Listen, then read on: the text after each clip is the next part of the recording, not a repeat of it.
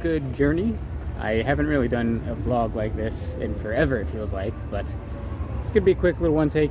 I'm here on Tom Sawyer Island. Well, I still can be anyway, and been reading Mark Twain and the Adventures of Tom Sawyer and the Adventures of Huckleberry Finn. And I was just doing that, and a fellow fan, fellow appreciator of themed experiences and the old ways of the parks here. I'm not going to get into that here, but I just kind of came across me while I was reading on a little dock right back there on a rocking chair. How cool is that? That for now you can just come watch this amazing boat go by, read Mark Twain on a rocking chair in the most visited place on the planet. How crazy is that? But anyway, I was reading Mark Twain, just kind of chilling and relaxing, and a fellow fan came up with a cool digital camera, like a nice one, and was taking a bunch of pictures. And she was very polite, very nice, and was like, "Do you mind if I take some pictures of this dock?" And I was like, "Oh, of course." And she goes, "I'm taking reference pictures for their house," as I pose with this cool map here behind me. I love theme park maps, and that is no exception.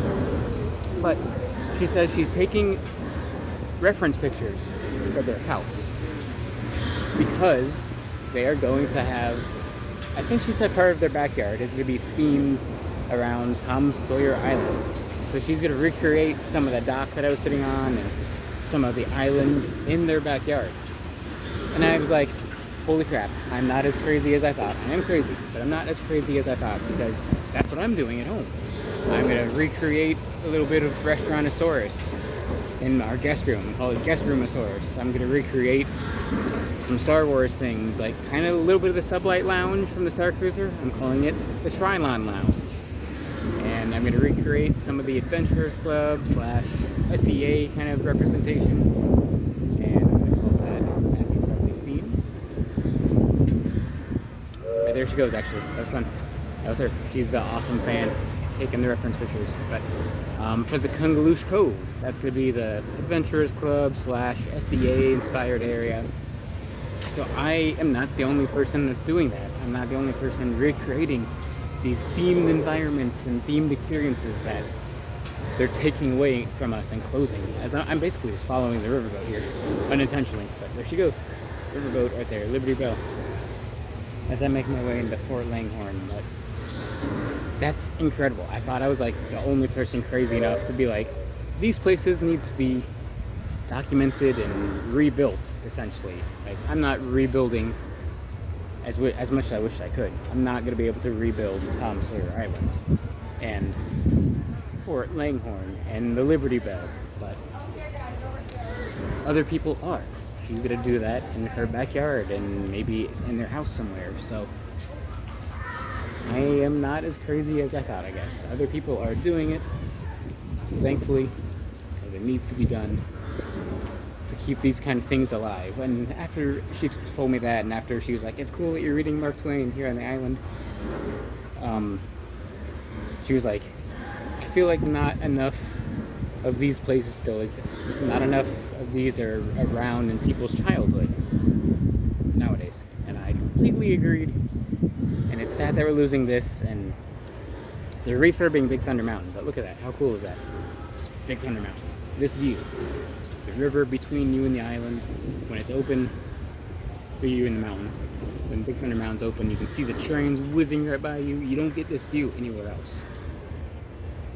But it's important that these places still exist. And she was talking about its obvious connection to Walt. And he loved the island. Obviously never got to see this one, but he loved One Disneyland. It's such a part of him and a part of Disneyland, and all of those things us fans know and care about. But we also were like, yeah, I mean, it's in basically every castle park. And I was like, well, France, it's a little different, because in France the island is Big Thunder Mountain. So it is kind of Big Thunder Island, I guess, or Big Thunder Mountain. And I was like, and it's not in Shanghai. And very recently, watching Disney history videos like I do online all the time on YouTube, as I kind of circled around back in front of Fort Langhorne again, as in Samuel Langhorne Clemens. But recently, watching some Disney history videos, I've been watching a lot about like Tokyo Disney, because we're going to Tokyo Disney here in April. But Shanghai comes up in those conversations too.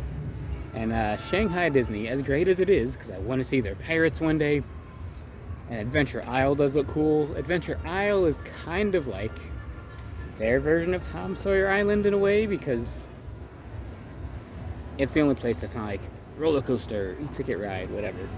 But it is kind of like the place where you can go play and get away from the rest of the park. I haven't been there yet, but that's kind of how I've kind of pictured it from seeing it in videos and seeing it in pictures and whatnot. But I also realized, like I said, every castle park has Tom Sawyer Island except Shanghai Disney. And then I was like, wait a second. There's a reason for that. Shanghai Disney was opened in 2016 under the watchful eye of Bob Iger. And I'm not going to get into it insanely much here, but it's pretty obvious his thoughts on the Wild West and frontier land. Because if you also look at Shanghai Disney, there is no frontier land. So it's kind of obvious his thoughts on that part of Americana, American history, Disney history. But I don't know how I've never made that connection. He's trying to erase the frontier land here at Walt Disney World. And it's pretty obvious he didn't even build one in Shanghai because he doesn't want frontier land to be a part of Disney history or Americana, that kind of thing. That's as far as I'm going to get into that here. But I'm kind of stalling, and as I wait for the Liberty Bell to round this corner behind me. It's coming, promise. You can vaguely see it through the trees. But yeah, it was just awesome seeing a fellow fan that's as crazy as me that wants to recreate things like this at home. As much as I would love to recreate Tom Sawyer Island or Fort Langhorne or the Liberty Bell or anything like that, that's not going to be possible for me. But the 3 environments, themed and immersive environments that I do want to create, I'm going to. Because you can't go to the Adventurers Club anymore. You can't go to Restaurantosaurus soon. You still can for now, but within the year, there will be no more. And you can't go to the Sublight Lounge on the Star Cruiser anymore. So I want to create environments that are similar and inspired by those. I'm not one for one going to recreate the Sublight Lounge, of course, or the Adventurers Club, but the places I'm creating are heavily inspired by them. And the Guest Roomosaurus is going to be heavily inspired by Restaurantosaurus and Dinoland USA. But here is the Liberty Bell. Here she comes. Right around the corner there. Look at that. How insane is that? I can get within 20 feet of this ginormous moving riverboat. And I can just, it adds to the environment and to the soundscape and obviously the landscape, because it's a beautiful sight to see. And it's a sight that you don't get to see anywhere else. For the most part, you can go to like Louisiana and they do have riverboats on the river. Cincinnati might still have some. There's some places in Missouri, I think, but for the most part, I'm from Indiana. I never saw this at home in Indiana. I could never see this. How crazy is that? And here it's just a normal thing that happens once every 15 minutes or so. This thing circles this island and you can hang out here and watch it and see it. And then you can ride it later too, which I don't think I'm going to be riding it today. But I'm definitely going to be riding it 100 times before it's gone. Because you can't do that at home anywhere either. You can't just go get on this awesome, real, for the most part, riverboat. It's on a track. It's real, but it is real. It's a floating boat that's being controlled and powered by that paddle behind it. It's on the track, of course, but it's a real riverboat. Look at that, the Liberty Bell. And thankfully, we still have the Mark Twain in Tokyo and in Anaheim, but losing the Liberty Bell is gonna sting. It's gonna sting quite a lot to let her cruise by here. Gonna miss that. Look at that. I didn't get it on footage earlier either, but I finally got to hear the shave and a haircut bits between the Liberty Bell and the Walt Disney World Railroad. It happens more often at Disneyland, but whenever they cross each other's paths, one will start the shave and the haircut, and the other one will sound off 2 bits. So I finally got to hear that like 30 minutes ago here on the island. And yeah, that's just something that you can't replace that. You just can't. Look at that. That's insane. But yeah, this whole thing was just, this whole little one take was just kickstarted from that fun conversation with a fellow fan, because they are as crazy as me.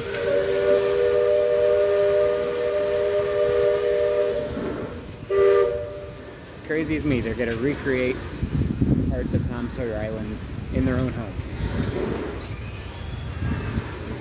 Which sounds like something that would be awesome to do, but like I said, I probably won't be able to do it.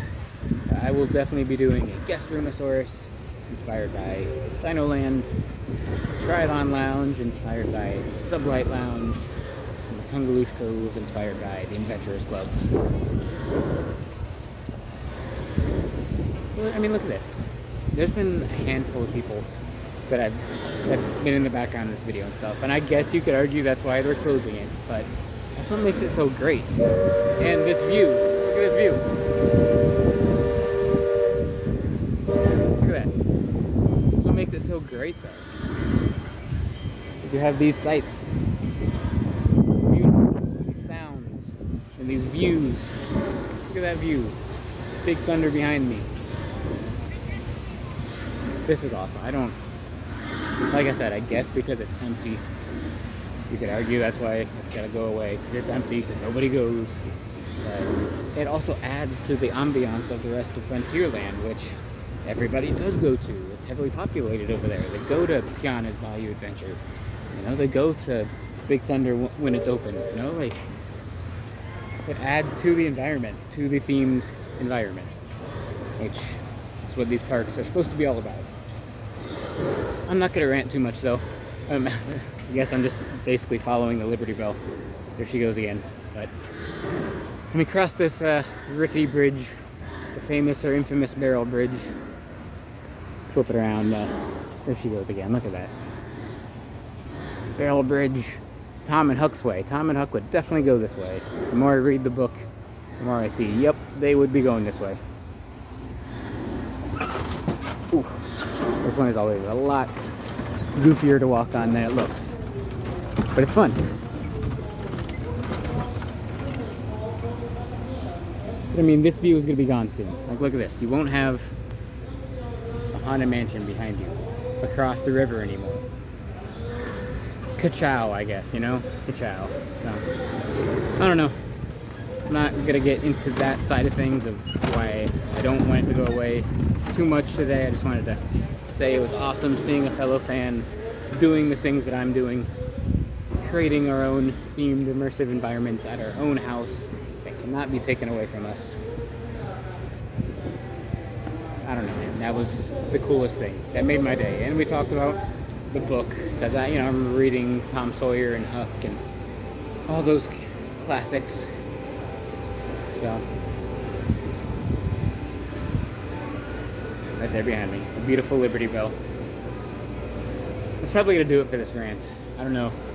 I don't want to go too much into the whole negative side of things. I wanted to stay on the positive side of seeing another awesome, cool, dedicated fan like myself who loves this place and doesn't want to lose these places that we are losing. You know, like, it's cool to be inspired, though. So be inspired to make our own places, do our own thing. Look at that. Oh, it's a beautiful view. Pause and just look at that. Right there. Beautiful. Alright. That's gonna do it. Tokyo's coming up. Insanely excited for that. I love this fence right here. How cool is that? People are like, if you've never read the book, you see this fence and you just want to read it. You want to know more about Huck and Tom and Becky and why the fence is only like halfway painted. I don't know, man. But more videos coming soon. More Dino Land ambiance and ambiance. I don't know why I said it like that. Ambiance and Tom Sawyer ambiance will be coming from the island here, and videos from Tokyo. So until then, I'm trying to remember how I end things now. So I actually shouldn't have started with good journey today. I should have started with hello there, because I'm replacing some of my video intros to pay honor to Dino Land that's closing and Star Cruiser that's closed. So the openings are going to be hello there, and the closings are going to be Tabuite. So thanks for watching Tabuite. I'll leave you with this beautiful view of the Liberty Bell.